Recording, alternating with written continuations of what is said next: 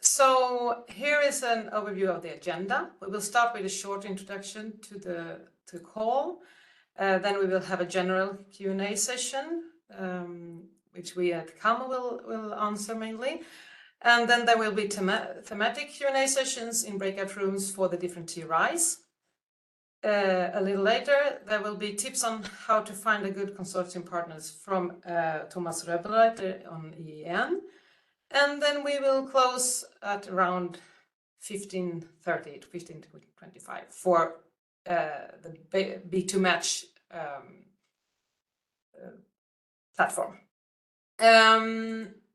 So first of all, maybe before starting anything, you could join our Q&A on Slido, and I think Katarina will say something about this. Sure, yeah, you've done it basically most of it already, so thank you. There are 3 different ways to join Slido. You can either join via the link it's already shared in the chat. You can go on slido.com and enter this code, which you can see here on the slide, or you just scan this QR code. So then we hope we get some nice questions and answers. And I will pass again over to Maria. Yeah, and remember to make thumbs up if you think if a question is important, then it will raise up. But we will get back to that later. So now I leave the floor to my colleague Aiko, who will present the transnational and national guidelines for the call. Aiko, please. Yes, thank you, Katarina and Maria. I'm from Aiko Helander from Nordic Energy Research and Core Management in CETPartnership. Now we will give you an overview of Joint Call 2023. Slide, please. Call has a total call budget of over 127 million euro from almost 50 national regional funding organizations, plus additional funding from the European Commission. Funding organizations fund legal entities based in their country or region and make funding arrangement directly with the project partner in the funding project. Please note that the different funding organizations have different national and regional requirements and fund different core modules, as you can see in Annex C in the core text. If you have any question about national or regional requirements, please contact an organization in your country region. And yes, here you see more details of the funding and reporting.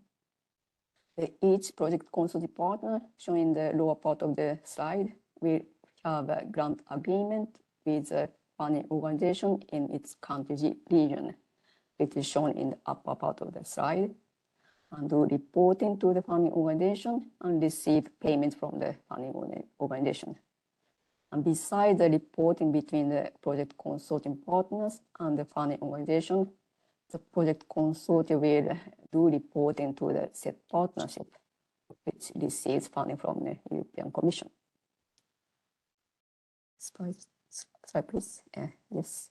A project consortium must be able to submit a proposal and may consist of beneficiary partners,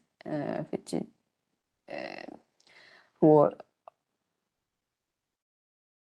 participating with the funding from the call, including coordinator. And the coordinator can't be changed after the deadline for the proposal submission and before the funding decision in the call process. And it's the coordinator who is responsible for the coordinating and managing the project. The slide before, please. I have some more words to say. Yes. In the project consortium, there must be at least 3 beneficial partners participating with funding from the call, including the coordinator. And the project consortium may also include self-finance partners who participate from any country with their cost declared, but without funding from the call. They must submit a letter of commitment at the full proposal stage in the call. All these project consortium partners must be listed in the proposal and sign a consortium agreement at project start. A project consortium may have an associate project partner who participate from any country without declaring their costs or applying for the funding in the code. They don't need to be mentioned in the proposal and don't submit any letter of commitment. As for the project consortia, there may be specific core module or national regional requirement, and between the proposal and the full proposal, no fundamental changes initiated by the project consortium alone will be accepted. Minor changes in the project consortium as well as in project budget and so on may be accepted. Here, eligibility criteria or requirements. Both proposal, so there are 3 levels of eligibility criteria or requirements. And the first is transnational eligibility criteria, which will be checked by us at core management. The second is core module requirement, checked by the TRIs. And the third is national regional requirement, checked by the funding organization. And the eligibility check will be done at both pre-proposal stage and the full proposal stage in core. Next one, please. Here is overview of transnational eligibility criteria. The first is a proposal must be written in English and submitted on the submission platform before the deadlines, following the monthly template. And the templates are available for download on the start page of the submission platform. And have instruction regarding the total page number, font type, and size and font. The second is a project consortium must be built of at least 3 independent legal entities applying and deemed eligible for funding by relevant national regional funding organization from at least 3 different countries participating in core. And of those, at least 2 must be from the EU member states or Horizon Europe associate countries. The third is the total effort of 1 project consortium partner can be maximum 60% of the total project effort, which is measured in performances. The fourth is the total effort of the project consortium partner from 1 country region can be maximum 75% of the total project effort, also measured in performances. Fifth is the CETPartnership governing board members, general assembly members, and researchers from the funding organization in the core are ineligible. You cannot have them in your project. Sixth is a project must start before 15th December 2024. Seventh is the project must finish in 36 months from the start of the project. The eighth or last is a proposal must include a work package called reporting and knowledge community. You can read it in Annex A in the code. Next one, please. Yeah, here is an overview of how to submit your proposal. As you may realize, the call includes two stages, pre-proposal stage and full proposal stage. And transnational submission should be done on the CETPartnership submission platform. And a project consortium submit a pre-proposal to 1 core module. And then the uninvited project consortium submits a full proposal to the same core module. And in parallel, you may need to submit your proposal to your national regional funding organization. So please check carefully in Annex B in the code. Yes. Now, here, please. Yes, thank you. So now I will describe a little bit about the proposal evaluation. So once the proposal has been submitted, as Aiko explained, there will be eligibility checks by the 3 different levels. And those that are fulfilling the national eligibility that you saw on the overview, and also the common requirements, will go for evaluation. And most of the transnational eligibilities are in the platform, so to say, so you will not be able to submit without fulfilling most of these eligibility criteria.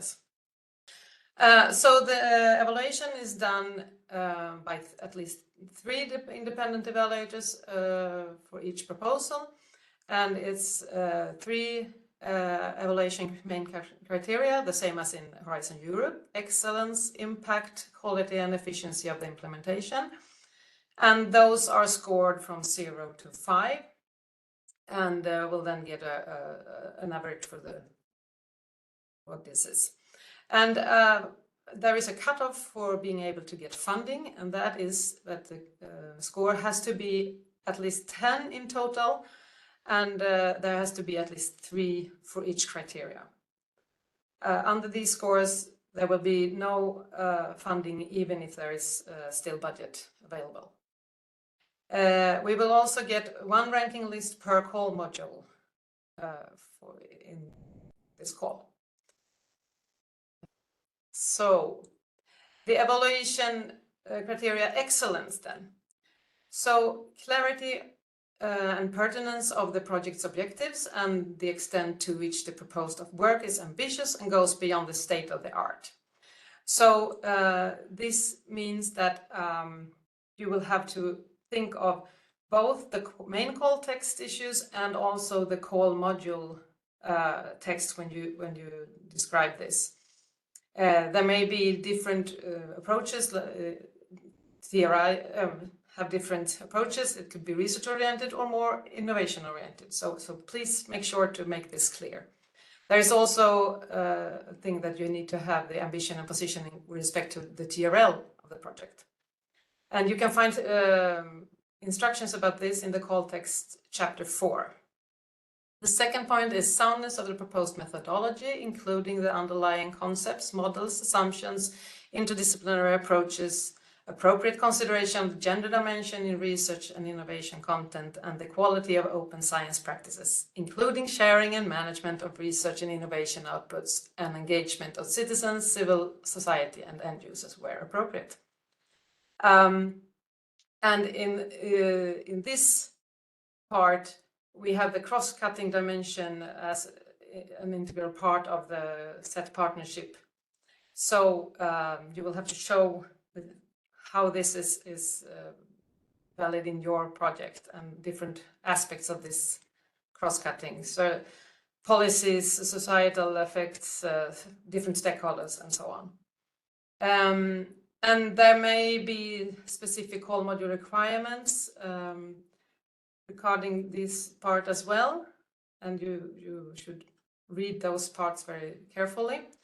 There is also in the gender and open science is maybe not as important in the pre-proposal, so please follow the template available as Aiko explained. Okay, then we go to the impact part.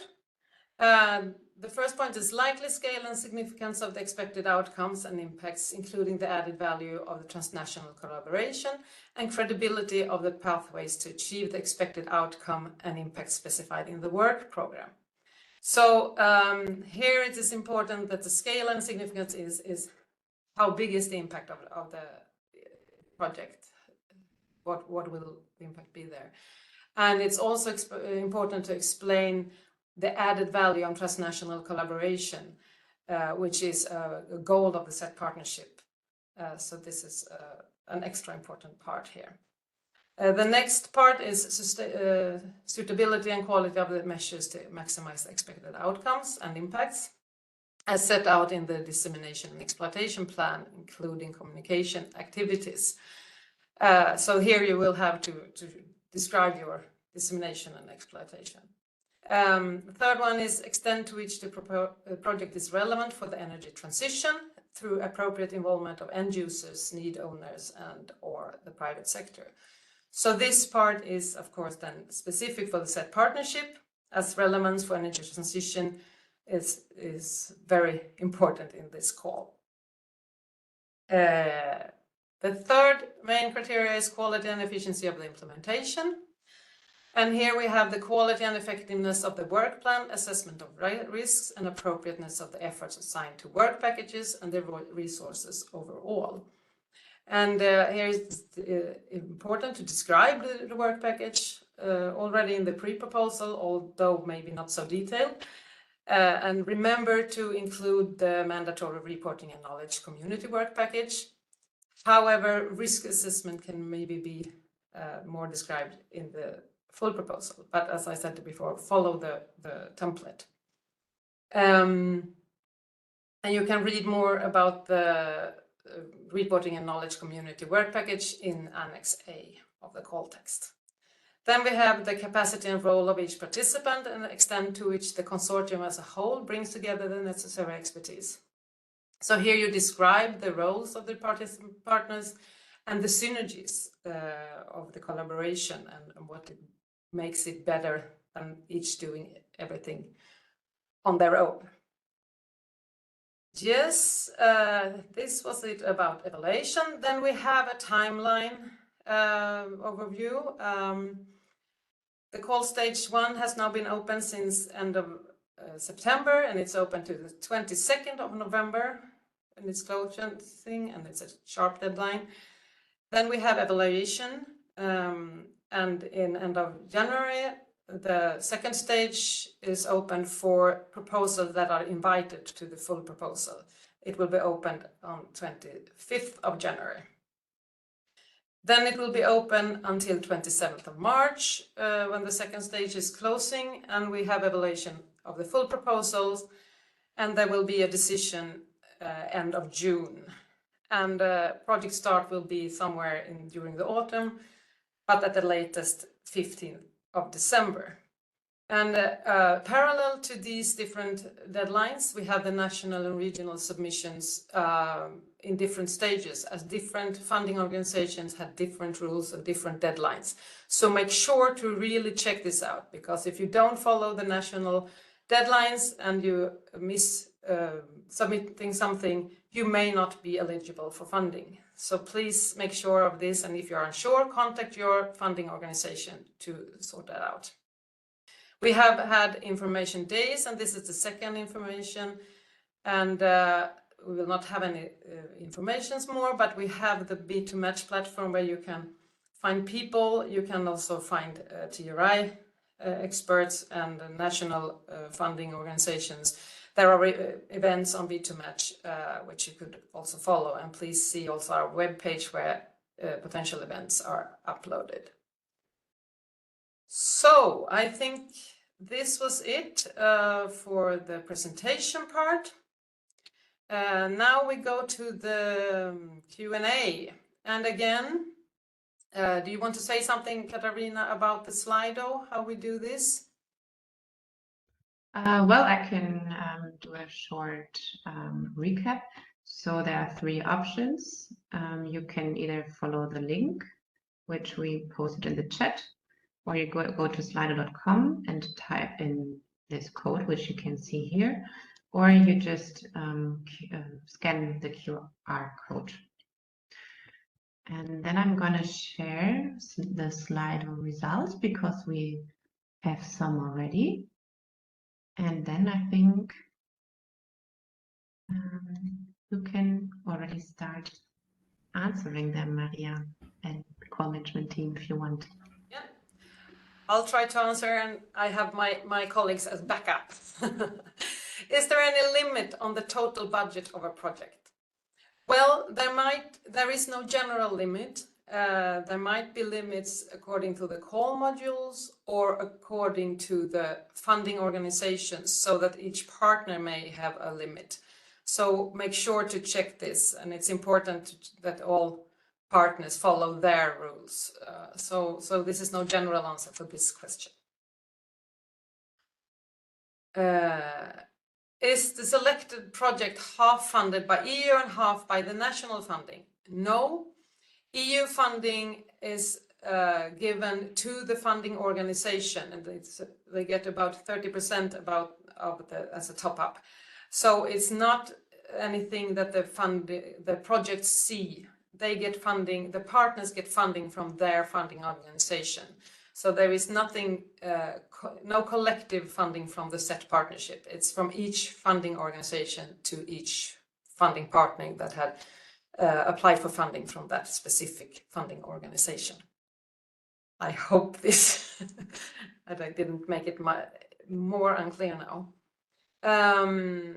Is there any further assessment by the national funding when a full proposal is selected by the CETP? Yes, there can be further assessment. Some national organizations have a request of filling in yet another proposal of fund to get the funding. So it differs from funding organization to funding organization. So please contact your organization if you're unsure, or make it anyway. It's very good to have a good contact with the funding organization to make sure that you are eligible for funding as far as you can tell before being selected. Thank you. What kind of commitment a non-research organization partner has to consortium partnership? I'm not sure if I understand it right, but a non-research organization can be included as a partner, as a research organization, as well as it's no difference in the different organizations, unless the specific funding organization only funds specific types of organization. So in the consortium, if they have requested funding, they have a commitment with a contract. And if it's a self-funding partner, they will have a letter of commitment where they include information about resources and time spent and what part of the project they will contribute to. So it's not a general answer to this question either. Thank you. Do we have to be employed in our host institute in the time of application, or is it enough to get employed at the starting time of the project? Generally, I would say I don't think there is specific persons included in the proposal, so it should be no problem. But this could be different from different funding organizations, so you have to check the specific funding organization's rules where this people would be employed in that case. Yes. So what are the typical consortium sizes and total project budget? I think we have seen a lot from the minimum 3 partners to more, and I think Jakob may be better suited to answer this question. So for the 2022 call, we had an average of around 8 partners per project, and we had around 4 to 5 countries represented in that. So that could also be from different funding partners in Germany and so on. And the size of the projects was between 2 and 3 million euros, more or less, give and take a little bit. Thank you. And you can see on our webpage we now have descriptions both of projects but also of different statistics of different kind if you want to have a look there. So I think we go to the next one. Can German subsidiary of a company that is established in an Asian country that is not Horizon Europe associated participate in this call as a beneficiary partner? Well, it depends if the German subsidiary, in this case then, could be funded by the German funding organization. So that you have to check if that is possible. It will not be possible to get funding generally because there is no general funding. So it's each funding organization has their rules. However, this if not being able to get funding, this company could join as a self-funded partner, but not maybe get funding. That you have to check with your funding organization. Okay.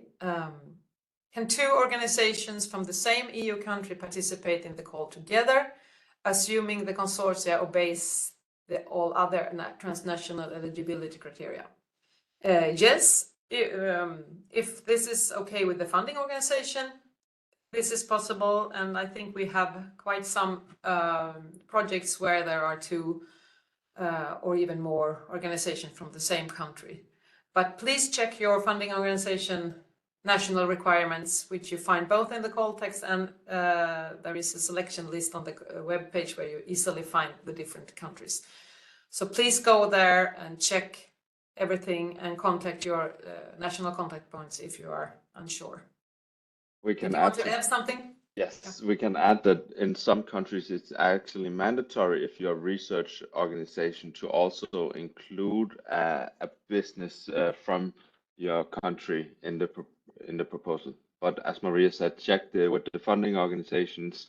We have the national requirements in the call text, which is both on the submission platform and on our website. And there's also the contact information for all the funding partners. So you can easily find the contact information there. Thanks, Jakob. So next question is it mandatory to have self-finance partner in the project? No, it's not for the transnational eligibility criteria. It's only 3 funding organizations or 3 partners applying from funding from 3 funding organizations, where 2 is from EU or associated. And self-finance can be as many or as few as like. If there is no specific indication, as Jakob said, maybe you need to include an industry or something like that, which could be self-financed or could apply. It is if it fits any specific, but it doesn't have to be a self-finance partner in the project. Okay, next question. What are the requirements for non-EU countries to be part of a consortium? Can member from non-EU country ask for budget if becomes part of the consortium? Well, we have some funding partners in this year's call from non-EU countries. It is India, and it is Canada and USA. Then we have the associated countries like Tunisia and which have EU funding, and we have also Scotland involved. But except from these, non-EU countries can be part of the consortium as self-financed partners, but they cannot get any funding. But please check if your funding organization is in the list of funding organizations giving funding to this call. And if you have a good connection with your funding organization and they are not involved, please, if they are interested, ask them to contact CETPartnership for becoming involved in the next call. And we go to the next one. Is it possible that a collaborative partner is a European-based branch of an Asian-based corporation? I think we answered this before, that if it is okay with the funding organization in the European country, which it is, the branch would be connected to, it is okay. But if it cannot get funding from the funding organization, then it has to be connected as a self-finance partner. But that is, of course, fine. Any organization from anywhere can be included as, no, not from everywhere, but from most countries, can be included as a self-finance partner, but not getting funding. So please check again the funding requirements. Next question. My university is in Germany. Do I have the right to apply for a project? Yes, I would guess. There is one federal funding organization from Germany, and there are some regional.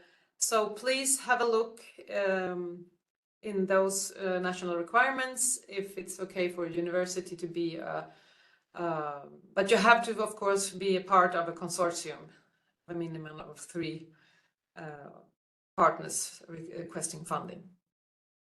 But please read the national requirements. Would it be suitable to present a project? improved project presented in the 2022 call that passed the pre-proposal but was then not financed?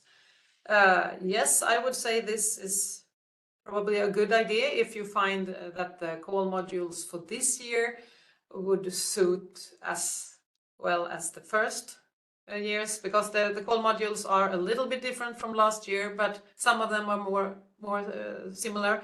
And make sure that you choose the right call module to send the proposal to, and there will be no connections to the 2022 call in respect to evaluation or so it will be a totally fresh proposal in our view, and you are most welcome to send in a new proposal. So the next question is, can an organization from non-EU state, e.g. Scotland and US, coordinate a project? No, the coordinator must be, yes, it can, sorry.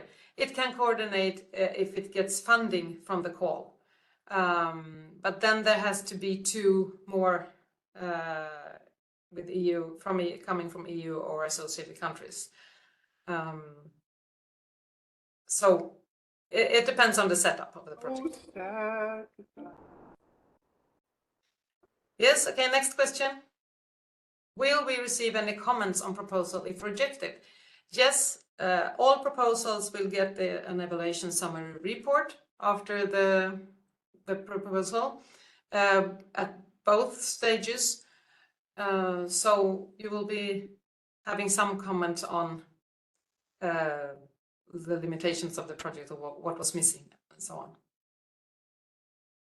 So I don't see any more questions now. You think there are anything? There is nothing in the chat, what I can see. Now it comes one more. Can we add, withdraw, change the partners of a consortium from the short proposal to the long proposal as long as the project remains the same? Well, not really. There are some additions or replacements that can be done. For example, if there is a partner made ineligible in the first step, that one can be replaced with another one from the same, or you could add self-financed partners and stuff like that. But please read the call text about the changes made. And I mean, this is so you should really think of your consortium now already and not rely on changes being able to be done at the full stage. So mostly it should be similar to what it is in the first step. And then we got another question. Are there any requirements on the number of non-research partners in a consortium? This may be the case in from different funding organizations or in different call modules. So please read that. But generally, no, there is no such requirements. And there was another question now. Can one participate in more than one application? Yes, you can if it's allowed by the funding organization you apply to. However, it's not so likely maybe that the funding organization will fund the same participant twice, but it's possible, yes. And there were more questions. Is any of the African countries considered as associated to? Well, Tunisia is associated to Horizon Europe, and they are now involved as a funding partner in this call. But no other countries so far. They can join as self-funding of course. And there, in the future, there may be African countries added, but at the moment it's only Tunisia. So next question is, for Swedish funding organization, Swedish Energy Agency, you have to have an end user partner. What responsibility does this partner have? And any financial commitments? I cannot answer this. You will have to contact your organization to have the right answer and read the national requirements. Maybe it's included there, what the responsibility are. So please contact. You have seen both Katarina and Tina, Christina and Tina, and maybe more from the Swedish Energy Agency during these conference. So get back to anyone in that to get the questions answered. And then we have, if an organization got a project in the last call, could this organization participate as partner in this call? I would generally say yes, but it is again up to the funding organization if they have rules stating that a partner that just got funding could not get funding in the second call. So please check your national requirements. And the participation of 2 companies is absolutely necessary in Norwegian participations, with a question mark. I cannot answer this question. It's again, see the Norwegian national requirements. I can say that Åge has written and answered in the chat. So Åge is the contact point from Norway, and he says yes. Good. So there you see it's good to contact the national contact points, and they are all included in the national requirements. On top of each national requirement, there is a contact point included.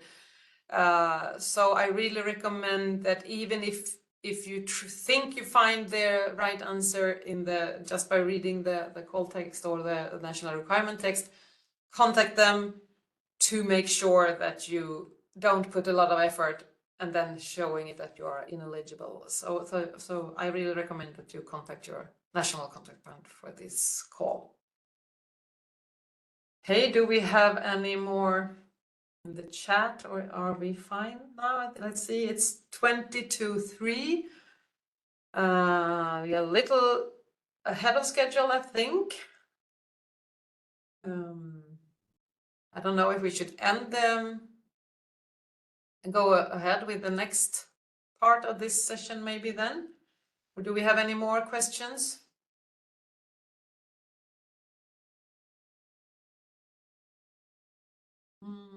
No? What do you say, Katarina? Do we have any? We didn't get any more questions, I guess. Because No, now I just see the there aren't slide. any questions anymore. So I just stopped sharing. Yeah. So I think then it's time for Katarina and Thomas Rebelwriter to describe a bit how you could find partners to your project. No, sorry. It's the thematic question and answer session. I was ahead of schedule. So now it will be breakout rooms, as I understand it. I think you will describe this, Katarina, right? Right. So we saw that there were also some thematic questions, or maybe also related to national ones. So we also have representatives from the TRIs who also represent the national funding agencies. So such as, for instance, SWEA, you can find them in TRI 5. But now let's focus on the thematic Q&A sessions. So my colleagues will open the group sessions soon. We will have 7 different ones. So 1 group session per TRI, and each TRI has a different number of call modules, which you can see here on the right-hand side. So I don't go through all these call modules, but you can check which one is most interesting for you, and then you can choose the TRI session you would like to attend. Yes, I have now 10 minutes to give you some tips on how to find good consortium partners and how to use the B2Match platform and to enlarge efficient and effective your network. Next slide, please.